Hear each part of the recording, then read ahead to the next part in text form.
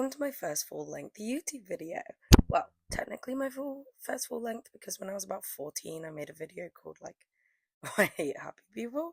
I have messed up mental health and I kind of still do, but this is my first full-length nail video and it's not the best time to be filming because you might be able to tell my voice is completely going. I've got a cold, I'm losing my voice, but I've been working on this video for ages, so I want to get it out. I'm making my monochrome set, which is like dots, like polka, not exactly polka dots, like cool dots and cool stripes.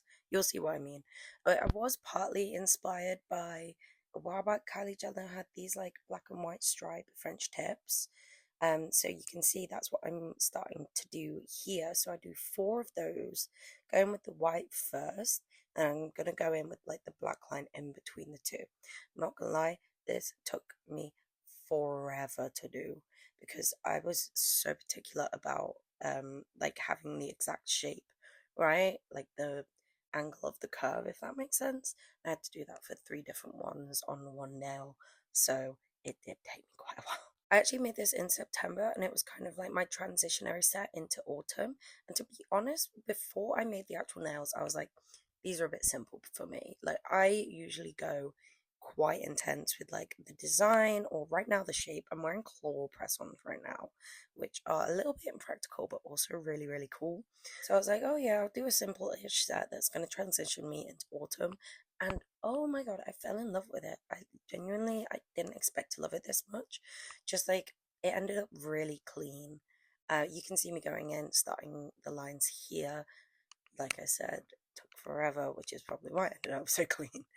But I genuinely, like, I did not expect to fall in love with this set, but I really, really did. I also think this set could, like, work well for autumn and winter. Honestly, any time of year, really. It's like black and white. It kind of gives me Wednesday vibes, you know, a nice, simple autumn design that isn't, like, all warm and stuff if you're not into that. Again, good for winter. I feel like black and white is just quite generally applicable. I've already started rambling. One thing to know about me is I am a yapper. I started trying TikTok lives relatively recently and I was a bit nervous. I was like, oh, am I gonna like always have something to say? Am I gonna like run out of things? No. I was so scattered and all over the place as I am talking to anyone, and I definitely did not run out of things to say.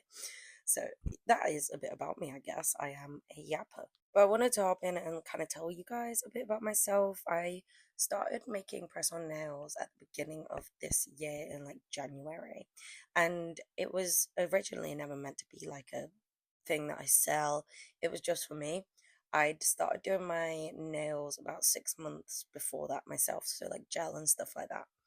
And I just, like I do many things, I am a woman of contradictions. I can be very, very research oriented, very, very, I need to know every single detail before I do this thing. It needs to be perfect. And on the other hand, sometimes I genuinely, like with how I jumped into nails, I just started doing it. I was like, yeah, I can totally do this with no experience and not really that much knowledge of what I'm doing. Obviously, it didn't work out that well.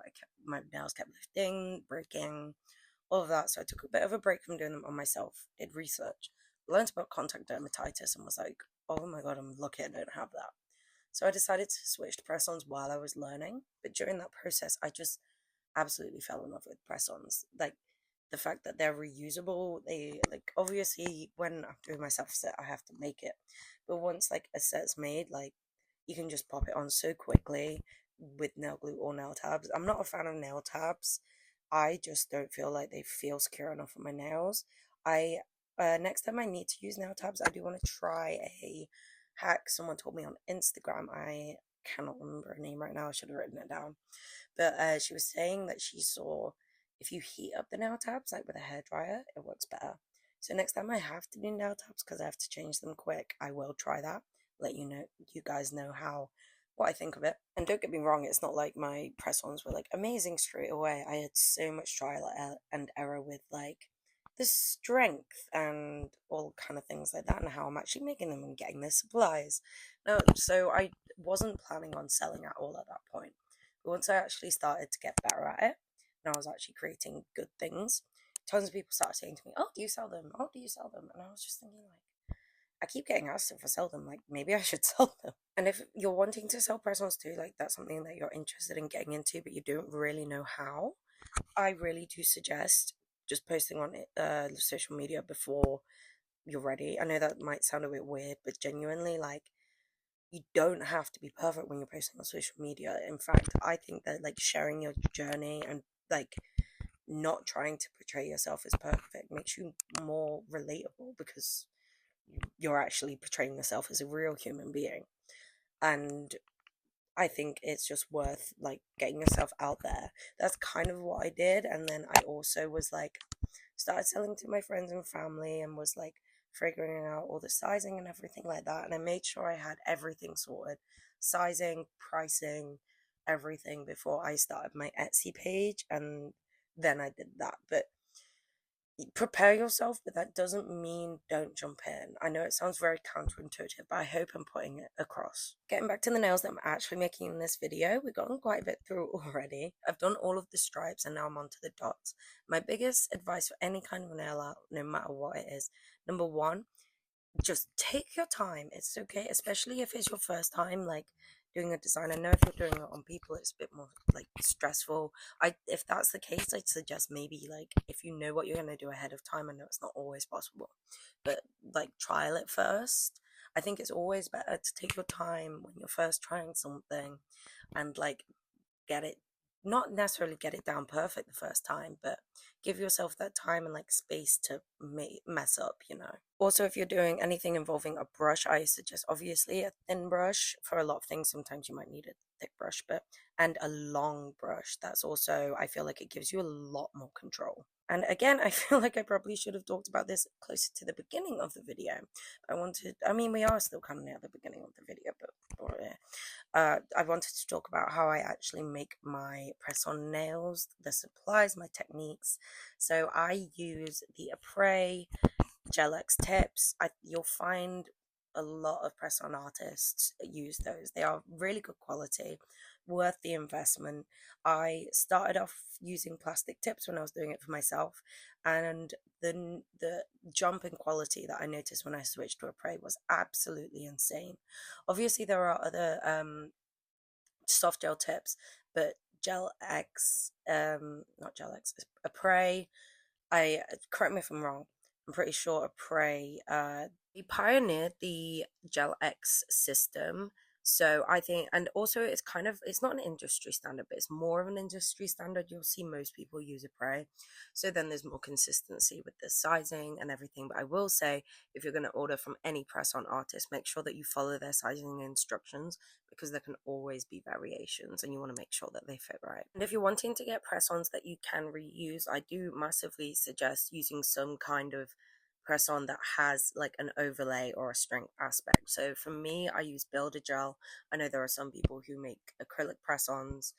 The plastic ones, they're not going to last. They're not going to be reusable. So make sure if you do want to reuse it and you want a high quality thing, you are getting something with some kind of overlay. I tend to do 2 layers of like kind of thinner, not thin Builder Gel, but thinner than you do like 1 layer, just because I find it works better for me and how I work, to be honest. You can do one with like the bead and like do that method, but I like to do, like I say, 2 layers. It just works better for me. I can't fully explain it. And then I always file it. Some people who do Builder Gel have pretty much flawless application. I am still working on my application, but even when I feel like I've done really well, I don't feel right not filing it. I just like to be sure that it's completely smooth, so I do that every single time. I also tend to shape most of my tips, like, so obviously you can buy them in different shapes and stuff, but I want another thing to know about me, a little tidbit. I am a perfectionist, which is why I kind of struggle with my timings because I find myself getting so sucked into something, trying to make it perfect. And I know that like I could just like do it quicker, but there's always going to be a part in the back of my head that is like, it's just going to irritate me. That's just kind of how I am. So I do that with all aspects of honestly my life, but all aspects of my nails. So including the shaping, the length, like say you want like a short is pretty like near the standard short size, but you want it just a little bit shorter, not quite an extra short.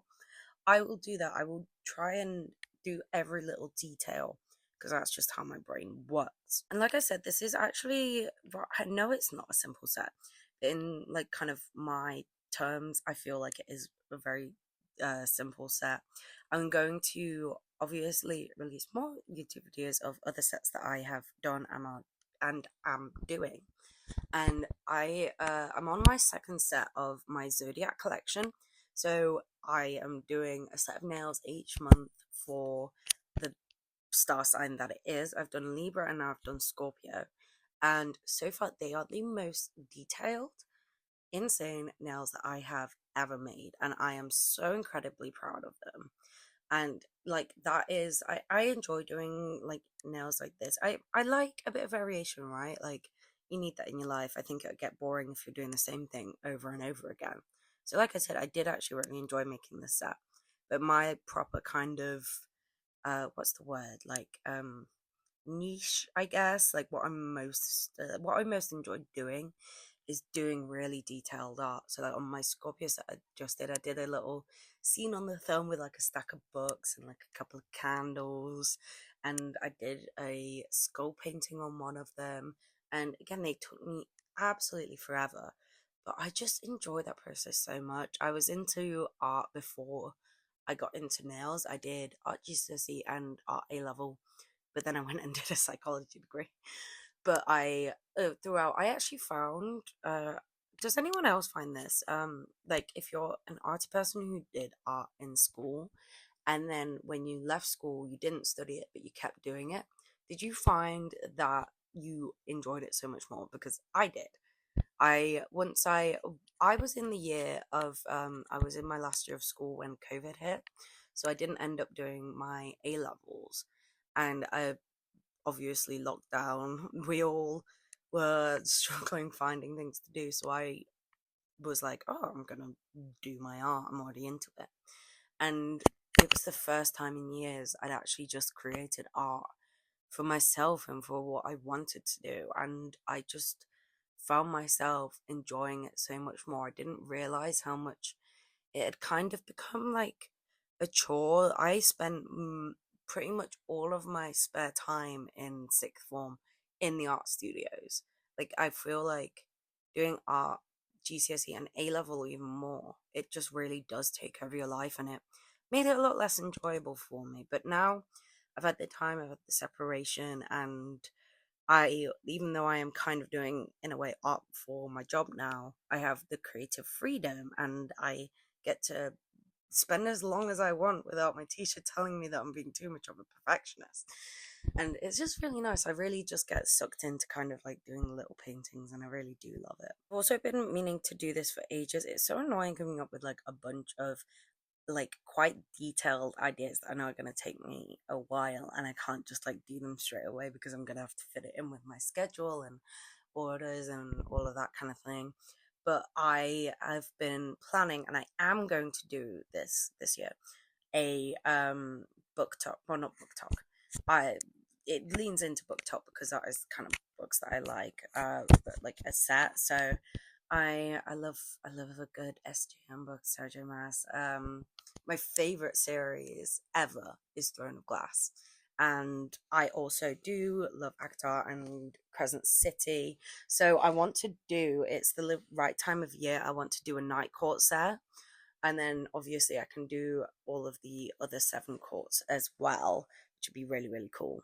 I think I'm gonna do Akatar first, just because I feel like that's more like prevalent in mine and the general like book talk book communities mind at the moment. Obviously Crescent City is also like a currently running series as well, but it has a bit less like I am gonna do Crescent City things, but I think definitely after Akatar and Throne of Glass, and also we have a Wicked movie coming out soon, so I'm going to try and do a Wicked set before it comes out. I didn't watch the first movie until literally like last month or something. Not in a way that I was like, oh my god, like I don't want to watch this popular thing. I just, I didn't really know anything about like I'm not really a musical kind of person, so I didn't really like know anything about it, and I just popped it on one day and I really loved it. And I'm really excited for the new one to come out. So I'm definitely gonna get a Wicked set done before that. So that's also fun. I think like the with me like enjoying like details and stuff so much, like kind of linking it into like media works quite well, if you get what I mean. I also made a Bloom from Winx Club set this summer. I've been that's this is what I mean, like trying to fit everything in, because when I made that set, I was like, yeah, I'm gonna brush out all of the characters like so quick, and that was like June or July, and now it's November, and I've still not done any of the other characters. I don't know who to do next because I was gonna do Stella when it was still summer, and I've had requests for Flora and Techna, so I think one of those, but I don't know which one to do first. But yeah, so I was really into Winx Club as a kid, but if there's any kind of like media things you want to see, even if I don't do a full set, someone on one of my shorts asked if I could do like an Ariana Grande nail, or like Billie Eilish, I think she said, maybe Taylor Swift. I'm not that into those people, but I'm so down to do that. That is also for context. I have a little kind of mini series where I have a nail book and I'm filling the entire thing with design. So I tend to get like requests for different things on there. So if you do just want to see like maybe not a whole set, you just want to see like a nail or something, give me a suggestion for that. And I try to do every single suggestion that I get. I did get a someone asked me to do a pumpkin before Halloween, and I was so determined to do it, and I did not have time. I'm thinking I might still do a pumpkin because I mean, I feel like it kind of fits for November, right? Once again, circling back to the actual design, I kind of talked over it. I'm doing a top coat here, but you can see this is what I mean by the cool dots have gone off it now, but they go from like bigger in the middle and like taper to smaller, and I did both vertical and horizontal versions of it and alternating colors. So some of them had the black background with the white dots, some of them had the white background with black dots. And you also saw me do the wiggly line ones as well. And I was actually originally planning on doing those as stars in black and white, like the 5 point stars. I was looking at my design before, like that I planned out before I actually started putting it on the nails. And I was like, it just doesn't make sense. Like with the set, it doesn't feel right. So I changed it to wiggly lines. And when I was doing the wiggly lines, I was actually so scared because at first, they were looking exactly like a crayon. Wow, I can't speak. And I was like, it's not giving. I know like sometimes you have to trust the process, so I pushed through and I was like, I can file it off if you don't like it, and I ended up curing it, whatever. And it all turned out good. Trusting the process worked, and I'm very happy with how they turned out. And I'm glad I decided to do them and not the stars. I feel like all of the nails, you'll see them at the end, they just really work well together. And I feel like, especially the dot ones, it almost gives those like illusion vibes, like the images that like you'll stare at it and it will like move, or you like look at one dot for a while and then like you look at the wall and it will show like an image. I feel like they usually make like the image Jesus, which I don't know why. But anyway, that's not relevant whatsoever. We're getting to the end of the video now, so I just want to say a really big thank you if you made it all the way through. Comment the word illusion in the comments so I know that you've made it to here, and I will appreciate you forever. Thank you for watching.